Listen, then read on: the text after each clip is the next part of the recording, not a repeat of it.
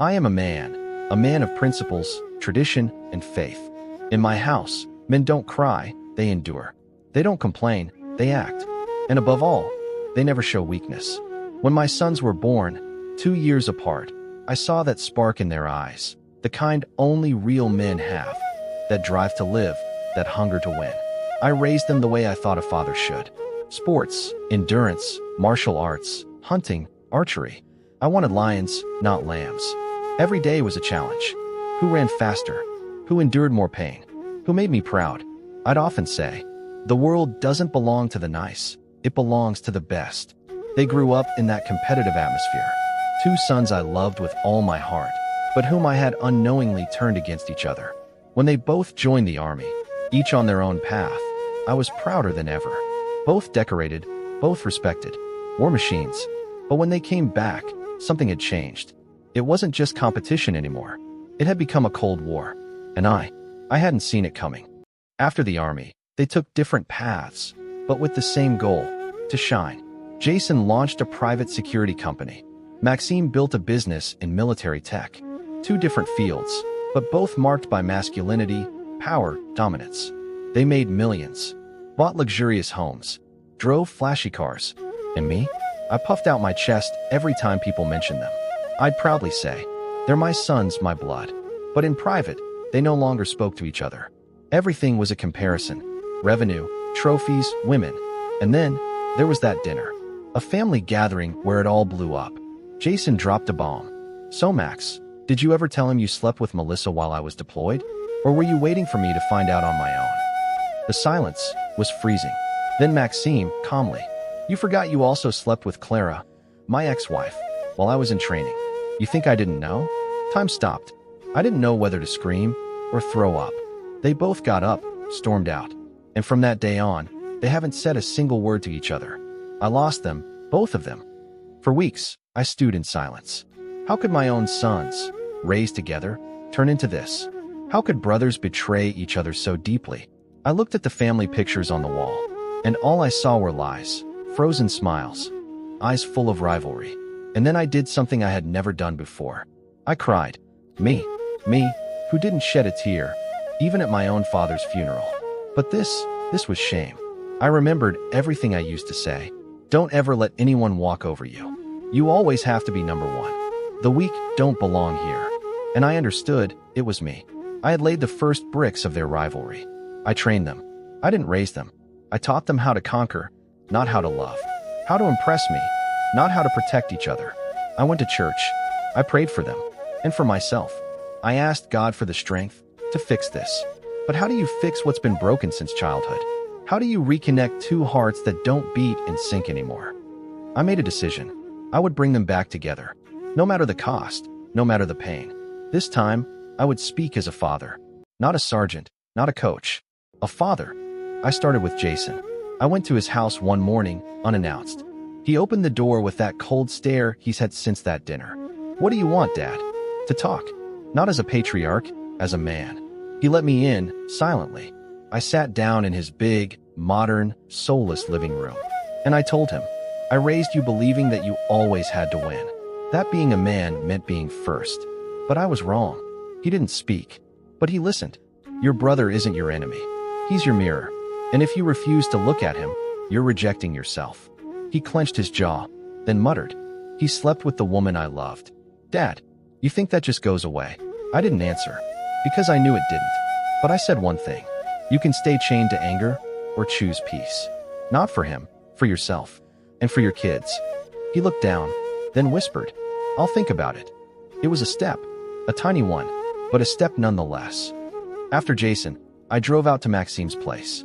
He lived up on a hill, like he needed to tower over everything, even the past. He opened the door, surprised. I never showed up unannounced. Dad, everything okay? I came to talk, like a man, like a father who made mistakes. He stared, confused, then let me in. He poured strong, bitter coffee, just like him. I didn't beat around the bush. You betrayed your brother, and he betrayed you. But you're both my sons, and I won't leave this world with enemies for children. He stood up abruptly. He stole my wife. He destroyed my home, Dad. And you want me to shake his hand? I stayed quiet, then said, I'm not asking you to forget. I'm asking you to forgive. Hate is poison, and I taught you both to drink it. I taught you to live to be better than the other."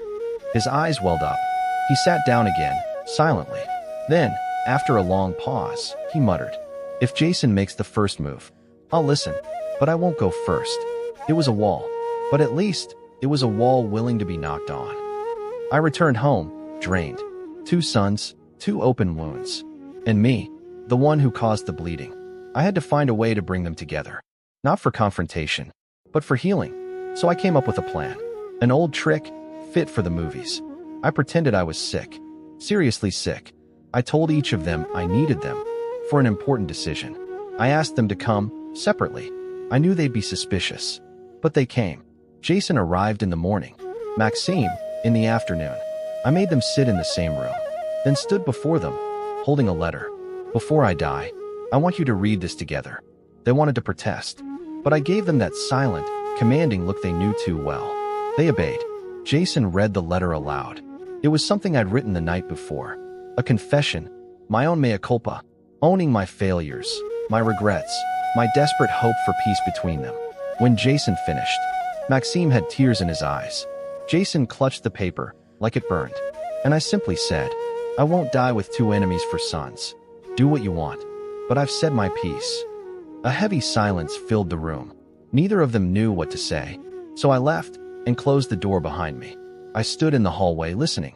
Not proudly, but like a desperate father, praying for a sign. Jason spoke first. "You heard what he wrote? He's finally taking the blame, for once." Maxime replied, bitterly, "Nice of him. Doesn't change what you did. And what about what you did to Melissa? She wasn't your wife anymore, Jason. You were separated. You knew what she meant to me." The tension grew. I nearly walked back in. Then Jason sighed. "You know what? Maybe we've just become what he made us. 2 dogs, trained to win, willing to tear each other apart for his praise." Silence. Heavy. "True," Maxime muttered. "We let pride kill what we had, and we keep digging the hole." Then, he looked up. "Got anything left to say, Jason?" Jason lowered his head and said, "I'm sorry about Clara." A crack formed. Tiny, but real. When I returned to the room, they were seated, eyes distant. But something was different. No shouting, no anger, just exhaustion, shared exhaustion. Jason looked at me. "You really want us to bury this, Dad?" I nodded. "I want my sons to be brothers again. I want my grandchildren to have an uncle, not a ghost." Maxime stood up. He walked slowly toward Jason. Time stood still. He held out his hand. "We can keep hating each other, or start over. Not for him, not for Dad, for us." Jason hesitated, then shook it. It only lasted a second, 2. Then they let go awkwardly. But it was something. The first gesture of peace. I didn't say a word. I just held back tears. Not because I'm strong, but because I didn't want to spoil the moment. They talked a little, about nothing important. It was fragile, but alive. I left them alone and went upstairs. My heart light and heavy, because I knew the hardest part was still ahead. Days passed, and for the first time in years, my sons began messaging each other. Short texts, awkward, but it was a beginning. I saw the effort. Coffee between meetings, a call about the kids, a quick comment online. But beneath it all, there were still scars. Jason told me one night on the porch, "Dad, I can talk to him. I can even shake his hand, but I don't trust him yet." I didn't reply right away. I looked up at the stars, then said, "Trust is like a house. When it's destroyed, you can't just paint over the walls. You've got to rebuild it, brick by brick." He nodded, quietly. Maxime, on another day, told me, "It always felt like you loved Jason more. Even when we were kids, you clapped louder for him." That one, it pierced me, because it was true. I never said it, but I'd shown it. So I told him, "I made both of you tough, but I wasn't fair. I want to fix that, while I still can." Maxime gave a faint, sad smile. "Then stay alive, as long as you can." One morning, I sat alone in my dining room. The walls still echoed memories. Their trophies, photos and uniform medals, all celebrating what I taught them to value. Strength, victory, domination. But where were the pictures of them laughing? Where were the gentle memories? There weren't any. I realized I'd confused manhood with violence. Raised my sons like soldiers, not like children. I taught them to never bend, but not to say I'm sorry. To lead, but not to be brothers. So I wrote a second letter. More personal, more raw. I told them about my fears. My own father, who hit me for crying. And me, repeating that cycle, never questioning it. I asked for their forgiveness, not as a proud man, but as a broken one, shattered by his own doing. And I asked one thing: break the chain. Be gentle men with your sons. Be brothers, not rivals. I left the letter on the table and went for a long walk. A few days later, Jason called me. Dad, we want to come for dinner this weekend. Just us three. Max is in. My heart leapt. I stayed composed on the phone, but after I hung up, I cried. That Saturday, I brought out the fine china, the best wine, and cooked myself. When they arrived, the air was still tense, but the silence was lighter. There were looks exchanged, and fewer walls. They helped set the table, sat next to each other, and though there were no back slaps, they spoke. We ate. We laughed a little. We avoided the past. And then Jason said, Max, I read Dad's second letter. I think it's on us now to do things differently. Max replied, I agree. And I want my kids to know their uncle, not his shadow. Emotions surged through me, but I stayed quiet. I just watched them. Two men, two brothers. And for the first time in years, I saw them at peace. Today, I am an old man. I don't have the strength I once had, but I have found a peace I never imagined. My sons didn't become inseparable best friends, but they respect each other. They call, they visit, they show up, and above all, they raise their children differently. They teach them to speak, to say how they feel, to apologize, to lose sometimes, without shame. I watch from afar, and I know, sometimes it takes a whole life to understand your mistakes. I used to think being a man meant being a wall. Now I know, a real man is a bridge between generations, between anger and forgiveness, between past and future. I can't undo the harm I caused, but I can testify and pass on what I learned in pain. When I see my grandkids running in the yard, I know the battle I fought wasn't in vain. They won't live the same war. They'll be strong, but gentle, brave, but not cruel. And most of all, they'll be free to be themselves, even if sometimes they cry.